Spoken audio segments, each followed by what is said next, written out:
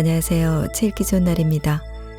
연말연시 집콕 문화생활을 책 읽기 좋은 날과 함께 무료 도서 증정 60권 이벤트 6번째 시간인데요.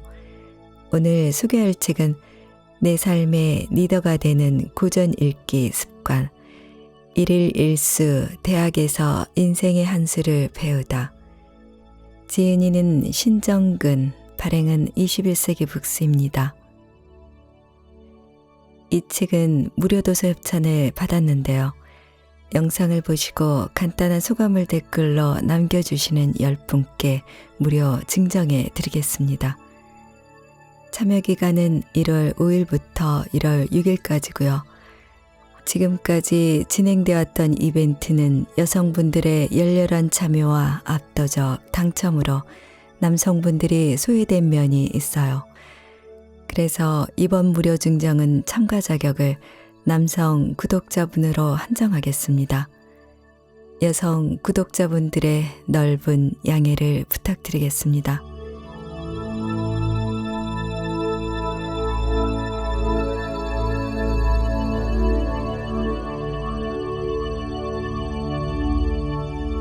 책 읽기 좋은 날에서 소개한 40 논어를 읽어야 할 시간, 50 중용이 필요한 시간의 저자 신정근 교수가 새로운 시대에 꼭 읽어야 할 고전으로 대학을 권하고 있습니다.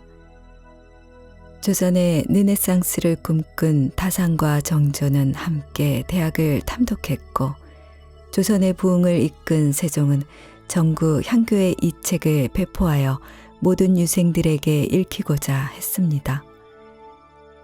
이처럼 수천 년간 동아시아 리더들이 탐독한 이 책이 왜 지금 우리에게 필요할까요? 저자는 팬데믹과 인공지능 등 한 번도 경험해보지 못한 세계로 건너가고 있는 우리에게 필요한 지혜와 통찰, 그리고 어떤 자극에도 나를 지켜낼 지혜, 그 어떤 난관도 극복할 두터운 자아를 기르는 방법이 이 책 안에 있기 때문이라고 말합니다. 고전이 가치 있는 이유는 수천 년을 이어온 지혜의 보물 창고이기 때문인데요. 하지만 고전의 원문을 그대로 읽는 일은 현실적으로 어려울 뿐만 아니라 고전의 진짜 쓰임을 놓치기도 쉽습니다. 저자는 이 책에서 인생에 필요한 10개의 키워드, 위기, 혁신, 인성, 공감, 통찰 등을 선정하여 총 10강으로 구성해 대학 한 수와 함께 곱씹어야 할 50개의 단어를 선별하여 친절한 해설을 덧붙였습니다. 이는 쉽고 흥미롭게 고전을 읽도록 한 것인데요. 하루에 한 문장씩 꾸준히 읽어나갈 것을 권하고 있습니다. 또한 사는 게 힘들고 어려울 때마다 그때그때 필요한 키워드를 골라 읽는 것도 좋고, 매일 조금씩 곱씹는다면 높은 벽처럼 느껴졌던 동양고전을 내 것으로 만들 수 있다고 합니다. 자, 그럼 지금부터 잠시 책 속으로 들어가 보겠습니다. 오늘도 책 읽기 좋은 날과 함께 즐거운 시간 되세요. 구독, 좋아요, 알림 설정은 사랑입니다.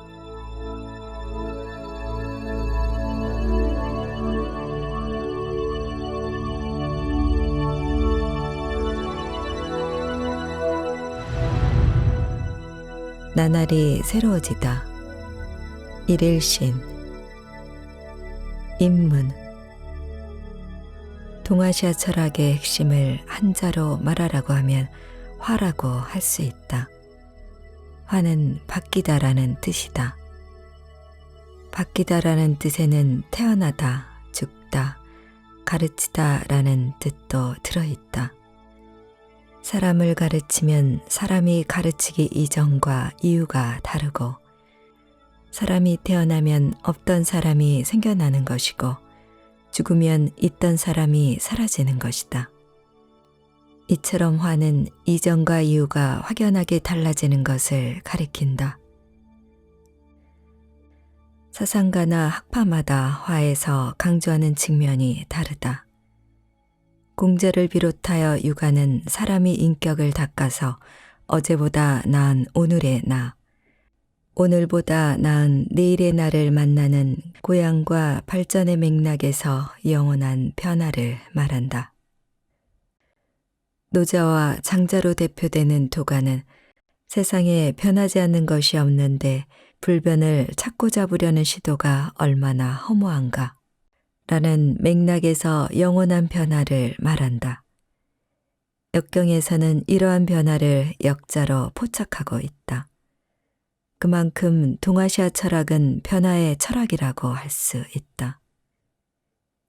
이러한 화의 의미가 대학에 나올까? 대학에는 개념으로서의 화는 나타나지 않는다. 그렇다고 대학에서 화를 논의하지 않는다고는 할 수 없다. 대학에서는 화 대신의 신자로 변화를 나타나고 있기 때문이다. 신은 새롭다, 새로워진다는 뜻이므로 그 안에 이전과 이유가 다르다는 의미를 함축한다고 할 수 있다. 표제어가 일일신으로 세 글자이지만 비슷한 맥락의 네 글자로 바꿀 수 있다. 즉, 일신 우신으로 조어하면 대학에는 없지만 일일신과 같은 의미를 전달할 수 있다. 승당. 탕 임금의 반명에 의하면 진실로 어느 날 이전보다 새로워졌다면 나날이 새로워지고 더욱더 나날이 새로워져라. 탕지 반명왈 구일신, 일일신, 우일신. 입실. 탕은 상나라를 세운 시조이다. 반은 세숫대야를 가리킨다. 명은 색이다, 명심하다라는 뜻으로 사람이 꼭 지켜야 하는 가르침을 늘 접하는 장소나 물건에 새기고 볼 때마다 그 의미를 되새긴다는 의미이다. 앉은 자리 근처에 글을 써두면 좌우명이 되고 장소나 물건이 아니라 마음에 새겨두면 명심이 된다. 오늘날 길거리에 어지럽게 걸려있는 현수막의 홍보 문구와는 격이 다르다. 현수막이 홍보성 선동이라면 반명은 스스로 끊임없이 돌아보게 하는 지속적인 자성의 활동이다. 구는 진실로 참으로라는 뜻이다. 첫 번째 일은 특정할 수 없는 변화가 생긴 어느 날을 가리키고 그 다음의 일은 변화한 날 이후에 하루하루 매일을 가리킨다. 신은 새롭다, 새로워진다는 뜻으로 어제보다 나은 오늘의 나, 오늘보다 나은 내일의 나를 가리키는 맥락이다. 우는 단순히 중복의 맥락이 아니라 점증의 맥락이다. 사람은 변화에 자극받아 변화를 지속할 수 있다. 여기서 그 지속은 변화한 상태를 되풀이하는 것이 아니라 조금씩 더 나아지는 발전을 함축하고 있다. 여언. 탕 임금이 세숫대야에 새긴 글자는 모두 9글자로 그리 길지 않다. 몇 차례 되풀이해서 읊조리다 보면 외울 수 있을 정도이다. 짧은 문장 안에 변화와 관련하여 여러 가지 이야기를 담고 있다. 변화의 모멘텀도 들어있고 변화의 지속을 일구는 힘도 들어있고 인격의 무한한 발전도 들어있다. 이야기를 하나씩 풀어가 보자. 구일신은 변화의 모멘텀을 나타낸다. 우리는 변화를 하고자 하지만 변화의 조짐이 보이지 않으면 선뜻 앞으로 나서기가 쉽지 않다. 이전의 상황으로 돌아오기가 쉽다. 다이어트를 예로 들어보자. 일주일이나 한 달간 식단을 조절하고 운동을 꾸준히 하여 체중이 줄어드는 숫자를 확인할 수 있다면 다이어트를 계속할 힘이 생긴다. 반면 그렇게 노력하고도 숫자상 별다른 변화가 없으면 다이어트를 계속할 마음이 줄어든다. 그래서 구의 풀이가 중요하다. 구는 1차적으로 앞서 살펴보았듯이 진실로 참으로라는 의미를 전달하면서 만약 뭐뭐 한다면 이라는 뜻도 포함하고 있다. 구일시는 사람이 변화가 필요하다고 자각하면 변화를 위해 움직인다는 것을 전제한다. 그러한 움직임에 무시할 수 없는 확실한 신호를 확인할 때 우리는 그래, 맞아, 하면 되는 거야 하면서 자신을 다독이며 그 방향으로 더 깊숙하게 나아가게 된다. 세 글자는 변화를 바라는 사람이 변해야 할 방향으로 기울어지게 만드는 모멘텀을 나타내고 있다. 일일씨는 앞 단계에서 나도 할 수 있구나 라는 자신감을 바탕으로 변해야 할 방향으로 나아가는 것이다. 이 방향으로 나아가다 보면 변화에 긍정적 결실이 쌓이게 된다. 성취감을 느끼게 되는 것이다. 자신감에 이어서 찾아오는 성취감은 이제 진행 중인 흐름을 바꾸지 않고 계속 그 방향으로 나아가게 만드는 원동력이 된다. 다이어트를 할 때 체중계에 줄어든 숫자가 마력으로 느껴지는 것처럼 말이다. 우일씨는 반복과 지속보다 비약과 발전에 초점을 둔다.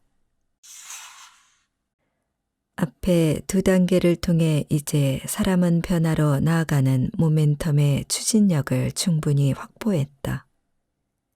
시간의 경과와 더불어 성취물이 쌓이면 이전의 나와 지금의 나 사이에 현격한 차이를 발견할 수 있다.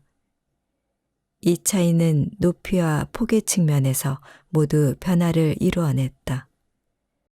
이제 사람은 단순히 변화의 방향으로 지속하는 것에 만족하지 않고 성취와 역량이 한 단계 뛰어오르는 비약을 향한다. 비행기에서 우주선으로 나아가는 방식이다.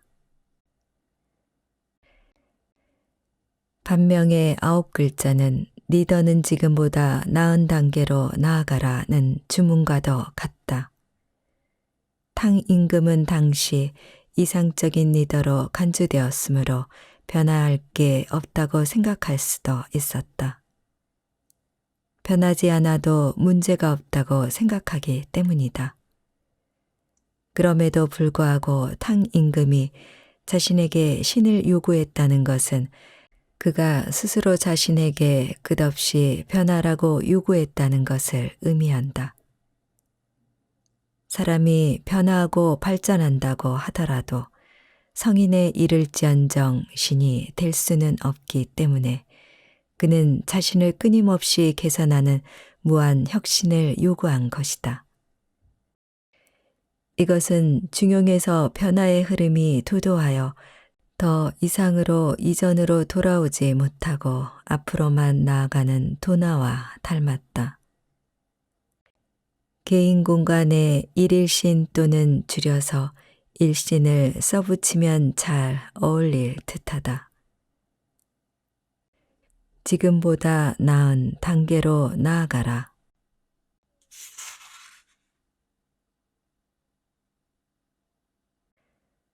마음을 단련하고 몸을 배양하라. 수신 위본. 입문. 지금은 수신이라고 하면 유선과 무선의 신호를 받거나 금융거래 신용을 나타내는 말로 많이 쓰인다. 호 한자로 수신으로 보면 몸의 근육을 단련하는 맥락으로 이해할 수가 있다. 그러나 시간을 100년 정도만 뒤로 돌려도 수신은 몸의 의미보다 오늘날의 윤리도덕과 비슷한 뜻으로 쓰였다. 이를 반증하듯 수시는 일제강점기의 소학교와 중학교에서 배우는 교과목의 이름이었다. 이처럼 수시는 언어의 사회성을 잘 반영하고 있다. 수신이 윤리도덕의 맥락으로 쓰였다는 사실이 낯설게 여겨지는 만큼 그 의미도 쉽게 들어오지 않는다. 어떻게 번역할까 고민하다 신과 체의 구분에 주목하게 되었다. 체는 일반적으로 몸의 일부를 가리킨다. 이를 체유, 체조, 해체라는 말에서 확신할 수 있다. 반면에 신은 전신, 상반신, 팔등신을 가리키는 용례가 있지만 육체만을 가리키지 않고 인격체라는 의미도 있다. 이러한 맥락에서 수시는 신체 수련이나 신체 단련이 아니라 인격 수양이 된다. 김초로 언다르고 어다르다. 한자 어원으로 보면 시는 몸 안에 몸이 있는 임신한 상태를 나타낸다. 그래서 시는 몸을 가리키기도 하지만 정약용의 대학공의에서 말하듯 심신을 모두 가리키기도 한다. 후자는 우리나라의 책에 보이는 인격체를 포함하는 용례와 일맥상통한다고 할 수 있다. 이제 수신이라고 하면 몸에 근육을 키우는 신체 단련만으로 생각하지 말고 어떤 상황에서도 흔들리지 않거나 흔들리더라도 바로 제자리로 돌아오는 마음의 근육을 키우는 활동으로 이해해야겠다. 승당 천자에서 서인에 이르기까지 하나같이 모두 심신의 수양을 기본으로 한다. 자천자 이지어 서인 일시계의 수신 위본 여언 왜 수신이 중요할까? 특히 천자에서 서인이라고 하여 예외를 인정하지 않고 왜 그토록 수신의 의의를 강조할까? 그 전에 물론 과거의 모든 사람이라고 언급했다고 해서 글자 그대로 모두를 말하는 것은 아니었다. 모든 사람에는 여성이 빠져 있는데 과거에는 여성이 빠진 남성위주의 사고를 했으리라고 볼 수 있다. 시대의 한계라고 할 수 있다. 사실 몸을 움직이고 물건을 들려면 몸의 근육이 필요하듯이 다른 사람과 어울리며 상처받거나 하던 일이 잘 풀리지 않아 고민할 때 마음의 근육이 절실히 필요하다. 마음의 근육이 없으면 생각이 극단으로 흐를 수 있고 끝까지 해보기보다 도중에 그만두려고 할 수 있기 때문이다. 이와 관련해서 나는 얇은 자와 두터운 자라는 말을 사용한다. 얇은 자는 외부의 충격과 공격에 쉽게 무너진다. 주위 사람이 별 생각 없이 한 말에 당사자는 가슴앓이를 하며 힘겨워한다. 그냥 흘려넘기지를 못하고 마음에 담아서 끙끙 앓는 것이다. 요즘에는 SNS의 활동이 늘어나면서 댓글에서 천당과 지옥을 경험하는 사람들이 늘고 있다. 특히 악성 댓글은 많은 사람을 괴롭히는 원인으로 지목되면서 포털 사이트에서 체육과 연예 기사 등의 댓글 다는 기능을 없애는 추세이다. 반면 두터운 자는 주위의 반응을 가려서 대응한다. 악플이라도 도움이 된다면 받아들이고 터무니없다면 그냥 대수롭지 않게 넘긴다. 인격모독 등 큰 문제가 될 경우에는 법의 호소에 대처할 수 있다. 또 자신을 칭찬한다고 해서 마냥 좋아하지 않고 가려서 받아들인다. 스스로 자기 자신을 지킬 수 있는 것이다. 이런 측면에서 우리는 수신을 주위의 반응에 휘둘리지 않고 말을 취사 선택하며 자신이 옳다고 생각하는 방향으로 꿋꿋하게 나아갈 수 있는 마음의 근육을 키우는 활동으로 이해할 만하다. 따라서 헬스장에서 몸을 단련하듯이 독서와 자아 성찰을 통해 마음을 닦아야 한다. 우리는 이왕의 수신식품에서도 수신이 신체를 단련하는 일에 한정되지 않고 심신을 닦아 인격을 가꾸는 활동이라는 점을 확인할 수 있다. 1. 뜻을 세우는 입지. 성현 이상적 모델이 되기를 목표로 하고 털끝만큼도 뒤로 물러나려는 생각을 하지 마시오. 2. 몸가짐을 조심하는 경신. 발, 손, 눈, 입, 말소리, 머리, 숨, 선자세, 낯빛에서 각각 바른 모습을 지키고 잠깐이라도 흐트러지는 태도를 보이지 마시오. 3. 마음을 다스리는 치심. 마음을 깨끗하고 고요하게 유지하고 흐릿하고 어지러운 상태에 놓이게 하지 마시오. 4. 책을 읽는 독서. 의리를 깨달아야지 말과 표현에만 매달리지 마시오. 5. 주장을 하는 발언. 말을 정확하고 간결하게 하며 이치에 맞게 해 사람에게 도움이 되게 하시오. 6. 행동을 자제하는 재행. 반드시 바르고 곱게 하고 도리를 잘 지켜 세속에 물들지 마시오. 7. 집안을 건사하는 거가. 효도하고 공손하며 인륜을 지키고 은혜와 사랑을 돈독하게 하시오. 8. 사람을 만나는 접인.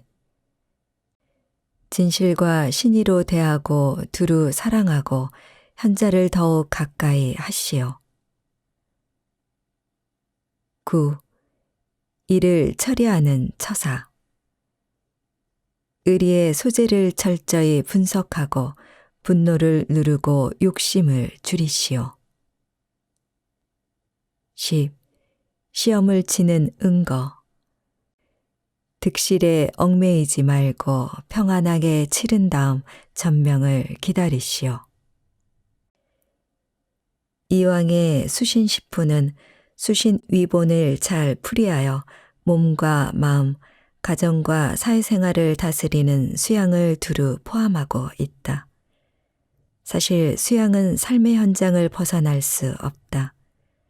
혼자 있을 때 평온함을 유지하는 것뿐 아니라 주위 사람과 어울리며 휘둘리지 않고 올바르게 살아갈 수 있어야 하기 때문이다. 그래야 혼자 있을 때도 강하고 여럿이 있을 때도 흔들리지 않는 두터운 자아가 될 수 있다.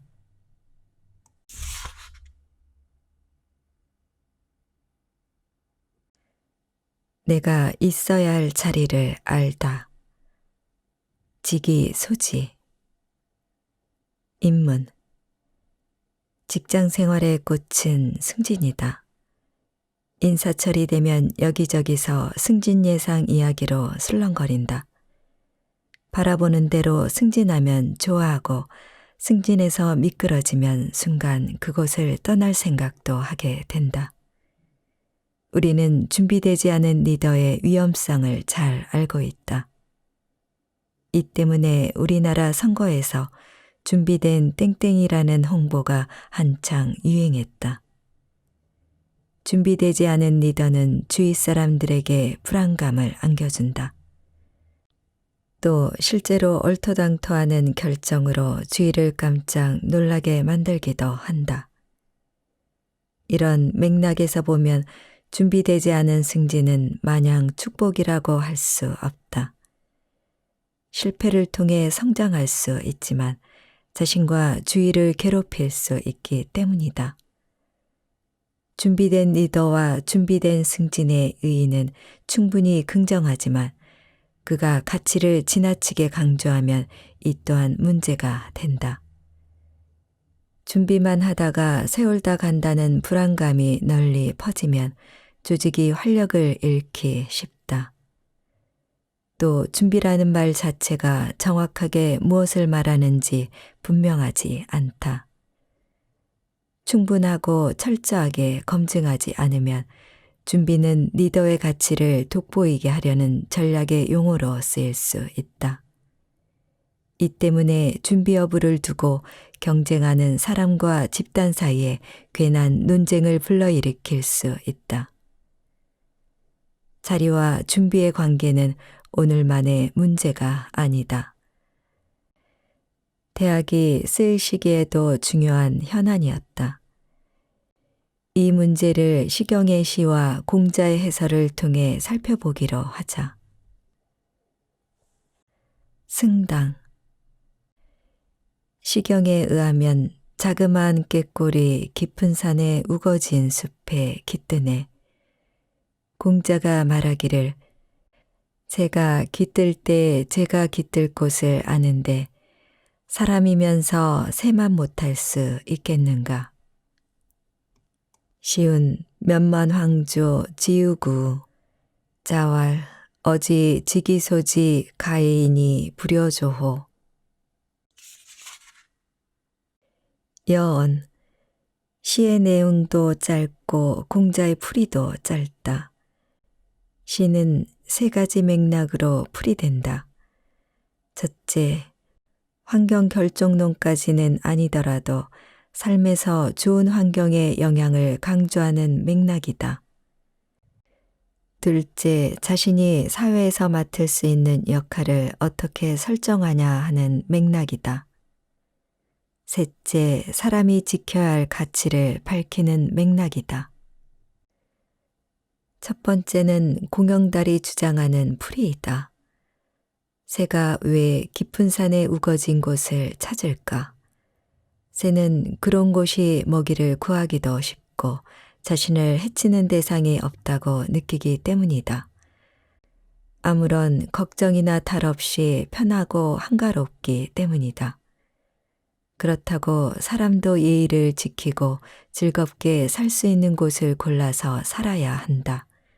이렇게 생각하자 공영달은 바로 공자가 말한 사람다운 사람과 어울리며 사는 것이 아름답다를 떠올린다. 노노 니인. 두 번째는 주의가 주장하는 풀이이다. 새가 깃들 곳에 깃드는 것처럼 사람은 마땅히 머물 곳을 알아야 한다. 그의 주장이 간단하여 사람들에게 적재적소에 각자의 자리를 지키라고 요구하는 것인지 사람은 핵심 가치를 꼭 지켜야 한다는 것인지 분명하지 않다.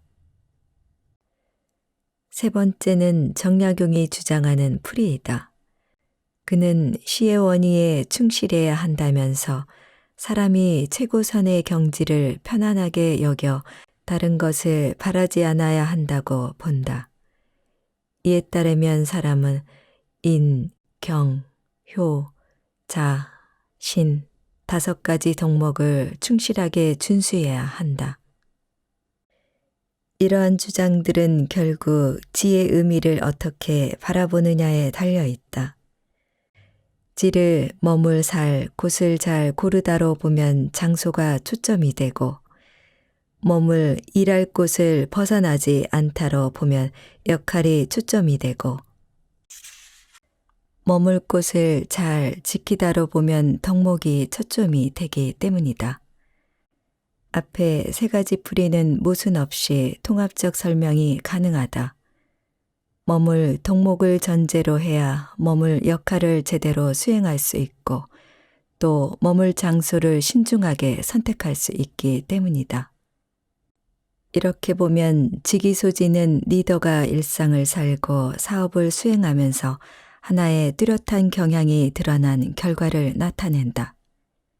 즉, 그 사람을 말하면 주위에서 바로 어떤 사람이지 라고 말할 정도로 성향이 분명하기 때문에 정체성을 식별해 안정감을 느끼는 것이다. 이러한 정체성과 안정감은 짧은 시간에 그대로 드러나지 않는다. 리더는 자신의 방향과 목표를 분명하게 제시하고 또 스스로 제시한 그 방향과 목표로 충실하게 나아가야 한다. 언행이 일치되어야 한다. 그렇지 않으면 무슨 말을 해도 주위 사람들이 잘 이해하지 못한다. 헷갈리기 때문이다. 반면에 분명한 정체성은 바로 나와 주위 사람 그리고 지금과 현재를 하나로 묶어주는 힘이 될 수 있다. 나의 정체성이 분명하면 주위 사람이 안정감을 느낀다.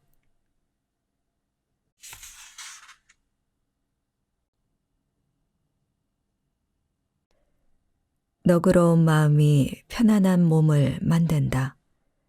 심광채반. 인문. 나는 돌아가신 할머니랑 함께 생활하면서 늘 듣는 말이 많았다. 그 중에 하나가 사람이 나쁜 짓을 하고서 두 다리를 쭉 뻗고 잠을 자지 못한다는 말이다. 나보고 착하게 살라는 말을 우회적으로 하신 말씀이리라. 할머니가 평생 살면서 체득한 삶의 지혜였다. 젊을 때는 이 말의 뜻을 깊이 새기지 못했다. 하지만 사회생활을 하면서 뭔가 걱정이 있을 때랑 길게 끌던 일을 끝냈을 때랑 자는 모습이 다르다는 걸 자각했다. 모습만 다른 게 아니라 자고 나서 개운한 정도도 달랐다. 앞의 경우는 잠을 자도 잔 것 같지가 않고 몸이 늘 찌뿌드하게 느껴졌다. 뒤의 경우는 몸이 쭉 풀리고 날아갈 듯이 가벼웠다. 이렇게 차이를 느끼면서 할머니의 말이 예사롭게 느껴지지 않았다. 잊고 있던 할머니의 말씀을 대학을 읽다가 다시 소환하게 되었다. 신광채반을 보면서 딱하니 무릎을 쳤다. 할머니께서 하신 말씀이 바로 여기에 있구나 라고 감탄했다. 승당. 부는 집안을 윤택하게 하고 덕은 자신의 몸 삶을 윤택하게 한다. 덕이 있으면 마음이 넓어지고 몸이 편안해진다. 그러므로 군자는 반드시 자신의 뜻을 진실하게 해야 한다. 부윤옥 덕윤신 심광채반 고군자 필성기의. 여언. 동양 철학에서는 유달리 마음과 몸이 연결되어 있다는 점을 역설한다. 마음 가는 곳에 몸이 가고 마음이 편해야 몸도 편하다. 마음 따로 몸 따로 생각하는 문화권에서는 이러한 동양 철학의 심신관계를 이해하기가 쉽지 않을 것이다. 마음이 몸에 명령하고 몸은 명령을 수행한다고 생각하니 양자가 상호작용하는 과정을 받아들이기가 어려운 것이다. 대학의 지은이는 윤자로 이야기를 풀어나간다. 이 윤은 윤택하게 한다는 뜻이다. 윤택은 사전적으로 두 가지 의미를 가지고 있다. 첫째, 눈에 들어오는 맵시나 빛깔이 부드럽고 번지르르 함이고, 둘째, 살림이 여유가 있습니다. 이 의미를 바탕으로 부가 집을, 덕이 몸을 윤택하게 한다는 맥락을 이야기해 보자. 부는 살림의 여유를 가져오므로 평소에 할 수 없었던 일을 가능하게 한다. 예컨대 인테리어를 바꾸는 공사를 하여 집안을 장식하는 일이다. 집 장식은 분명 나나 주위 사람들이 보기에 좋다. 생활을 안락하게 함으로 기분이 좋아지고 행복감이 든다. 부가 하는 역할은 딱 여기까지이다. 덕은 집안을 장식하게 할 수 없다. 하지만 덕은 사람 자체를 가꿀 수 있다. 식물이 영양분으로 성장하듯이 사람은 덕으로 자신을 성찰하고 자신을 성장시킬 수 있다. 왜냐하면 덕이 내가 어디로 나아가고 무엇을 해야 하는지 지시하고 있기 때문이다. 덕에 따른 삶은 시간과 성숙도에 따라 양상이 다르다. 우리가 새로운 연장을 쓰면 손에 익지 않아 어설프게 일하듯이 덕도 처음에는 나와 완전히 일치 또는 일체가 되지 않아 겉도는 느낌이 든다. 스포츠와 예술에서 반복이 숙련을 낳고 숙련이 자유를 가져오듯이 덕에 따른 삶도 되풀이할수록 일체감이 더욱더 강화된다. 궁극적으로 나와 덕은 더 이상 떨어질래야 떨어질 수가 없는 관계가 된다. 이것은 사람의 성장이자 성숙이다. 성숙된 사람은 걱정이 없다. 덕의 방향으로 가기로 한 만큼 다른 곳을 기웃거리지 않는다. 기웃거리지 않으니 덕을 다른 삶, 즉 부의 추구와 비교하지도 않는다. 덕에 따른 삶에 푹 젖어 있기 때문이다. 덕에 젖어 있다는 것은 나와 덕의 밀착도가 한없이 강하고 분리가 불가능하다는 것을 나타낸다. 불을 좇는 사람은 벌어들이는 만큼이나 늘 잃을까봐 노심초사하게 된다. 이렇게 노심초사하면 인문에서 말했듯이 두 다리 쭉 뻗고 자기가 쉽지 않다. 부스럭거리는 소리에도 잠이 깨고 찾아오는 사람을 의심부터 하게 된다. 반면 덕에 집중하는 사람은 걱정할 일도 다툴 일도 없다. 오히려 덕은 나와 주위 사람을 묶어주는 역할을 한다. 덕에 따른 삶은 나의 적이 줄어드는 과정이기도 하다. 적이 없는 삶이 평온하고 안전할 수밖에 없다. 심광채반은 세상의 안정과 평화 그리고 나의 여유와 안심을 나타낸다. 할머니의 말씀처럼 두 다리 쭉 뻗고 잘 수 있으니 뭐가 문제가 되겠는가. 2001년 영월 창녕사터에서 500 나한상이 발굴되었다. 이미 국립춘천박물관과 국립중앙박물관 등에서 전시된 적이 있다. 하나도 같은 표정이 없다. 조는 모습, 숨은 모습, 웃는 모습, 근심 걱정이 없으니 이런 표정 저런 표정이 자연스럽게 나올 수 있다. 이러한 다양한 표정의 나한상은 신광채반을 여실하게 나타내고 있다. 전시회가 있으면 꼭 찾아가 보시기 바란다. 푸근함을 느끼리라. 사람이 나쁜 짓을 하고서 두 다리를 쭉 뻗고 잠을 자지 못한다.